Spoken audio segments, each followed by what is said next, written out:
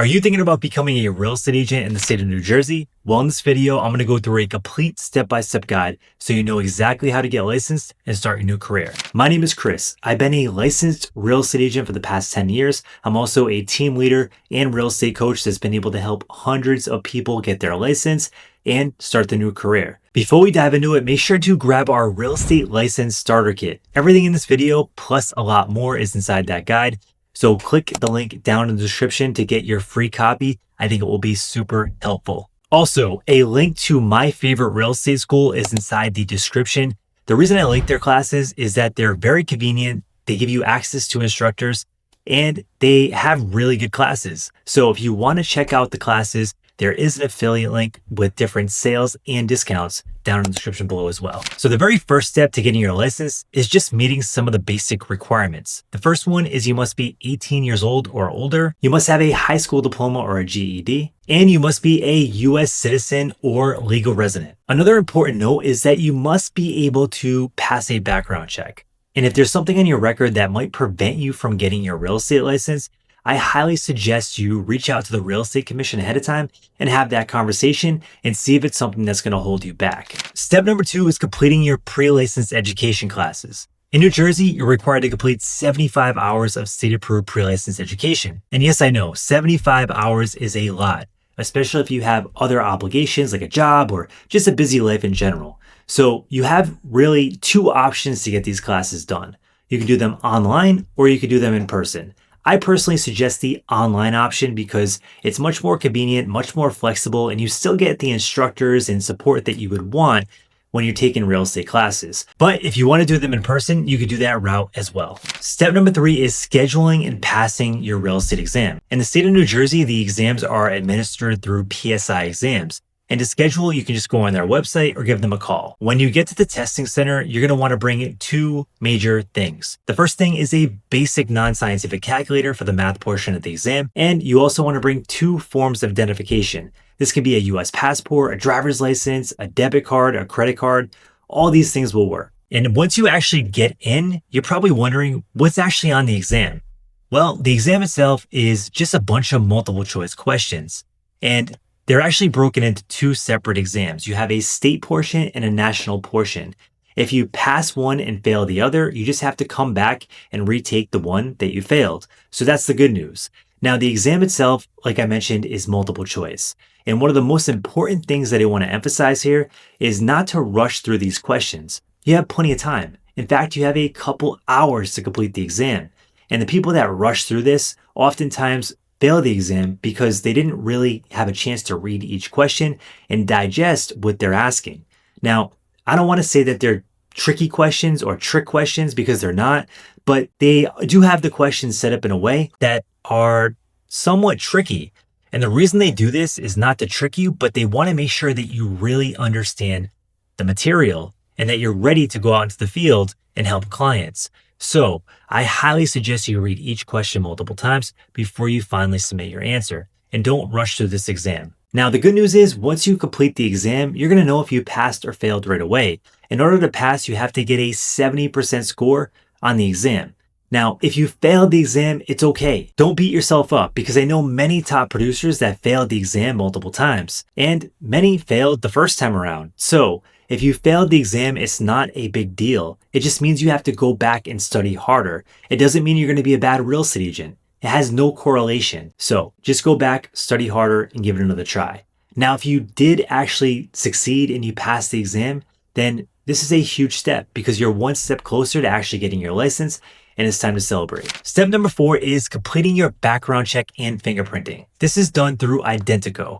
Now, the process itself is required to get licensed, but it's fairly easy and you just have to go through their service and get it done. Step number 5 is applying for your real estate license. Now, here's the important thing. You have to apply for your real estate license within 1 year of passing your exam. So don't drag your feet on this too long. Now, I'm sure you won't do that because I'm sure you're excited to get your license and get started with this, especially if you just passed your exam. But just a fair warning, you must do it within 1 year. Now, to apply for your license, you have to do this through the New Jersey Real Estate Commission. And the way you do this is you get everything you've done so far. So we're going to take your pre-licensed education classes that you completed that are state approved. We're going to get your passed real estate exam with a passing score, and then we're going to get your fingerprinting and your background check, package it all up with your application, and then send it out. And that takes us to step number 6, which is picking your sponsoring broker. Now, this step is exciting, but it's also very important because if you pick the wrong sponsoring broker, you can set yourself back a far ways because this is really like your first real estate mentor. And if you pick the wrong brokerage, you're just not going to get the right support and you might actually fail out of the business or just set yourself back a lot. So I want to give you some of the top questions that I would ask if I was starting this process all over again. The very first question is, what kind of mentorship and training do you have specifically for new agents? And if you do have a mentor, how often can you call that mentor? Is it just once in a while, or is it anytime that you need support with a deal?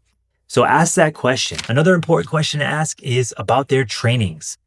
Do they have training specifically geared towards new agents, or do they just have general classes for top producers that you might not be able to relate to as a brand new agent that's just trying to get their business off the ground? The second question to ask is, how are you going to help me market my business? The truth is, many new agents fail because they just don't know how to market their business. They have no idea how to get clients. So you want to ask this question up front and see if they have a game plan that they're going to help you do to build your business.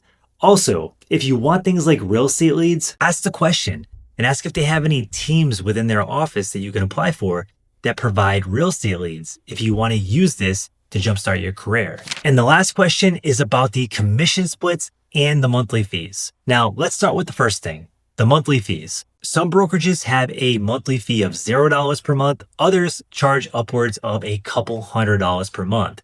And the reason this is so important, because as a new agent, you might not have money coming in for a little while until you start closing your first deals.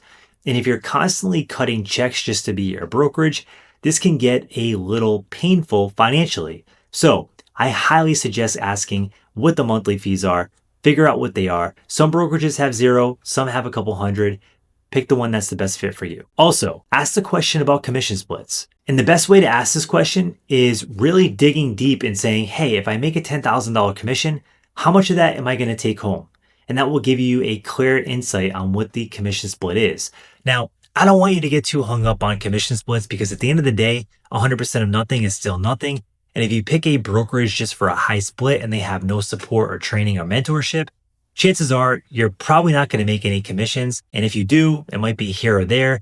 And I'd much rather see you go somewhere that's going to give you the support and mentorship you need to succeed than just going to a place that's going to give high commissions. Because again, at the end of the day, 100% of nothing is still nothing. It's much better to pay for the support and training that you need to get your career off the ground. Okay, so now you have all the steps to get licensed, but I do want to answer some of the top questions I get because I'm sure you have questions right now. The very first question is, how much does it actually cost to get my real estate license? Well, in New Jersey, I estimate anywhere between $700 and $1,000. Now you can probably get it done for a little less than that, but I just want to give you a realistic budget so you have some parameters to stay within. Now, the things that are going to really impact this is the real estate classes you choose, if there's any sales and discounts you get, if you want to upgrade to any exam prep tools, and also what brokerage you decide to go with. But all in all, considering the upside of this career, it's really not that much to start. In fact, I think it's actually pretty low. The second question I get a lot is, how long does it actually take to get your real estate license? Well, in New Jersey, it takes about 2 to 4 months, depending on how fast you move through this process. Some people might finish a little sooner, others might take more time. It really just depends how motivated you are and how disciplined you are to work through the classes. Question number 3 I get is the exam actually hard? And the reality is the exam can be challenging. A lot of people failed the exam the first time. Some people even failed the exam multiple times. So the exam is challenging, but it doesn't have to be. In fact, there are many exam prep tools out there that can help you build the confidence you need to pass. I remember back when I was studying for the exam, I just hated reading the real estate textbooks. They were just so boring, and I was trying to cram all this information into my head, and it just wasn't sticking. So I found an exam prep tool, and that really helped me build the confidence I need because it took me through tests like simulations, and it really helped me gain the knowledge to go in on test day and be confident and work through all the questions. So if you want to check out an exam prep tool, I do have an affiliate link to Compucram.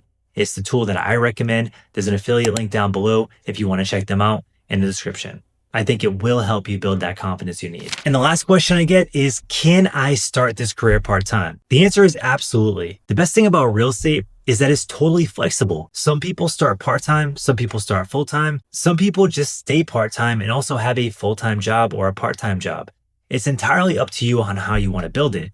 There are people that are part-time that do a couple deals per year, help a couple clients, and just kind of have fun with it and really offer a great service. And then there are other people that are top producers that make high income, and this is all they do. They're full-time all the time. So the best thing about real estate is you can build it into whatever you want. It's absolutely possible to start part-time. If you have other questions, drop them down in the comment section below, or even if you just have some feedback on the video. Also, make sure to smash the like button if you liked the video, and also subscribe to the channel because we have more content all about getting licensed and jumpstarting your real estate career.